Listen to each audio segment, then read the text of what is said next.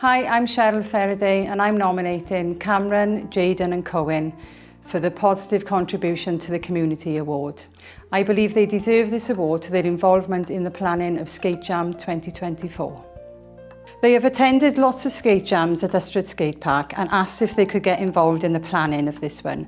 They attended meetings with local councillors, PCSOs and other partners. They applied for funding, invited the activity workers and organised competitions for the day. They also felt the skate park needed a lot of repairs and even a refurb, so wanted to ask users what they thought.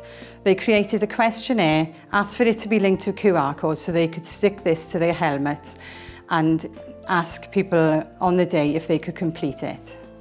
The 2024 Skate Jam was held on the 23rd of August and was a great success. Over 200 people of all ages attended and 55 people completed the questionnaire.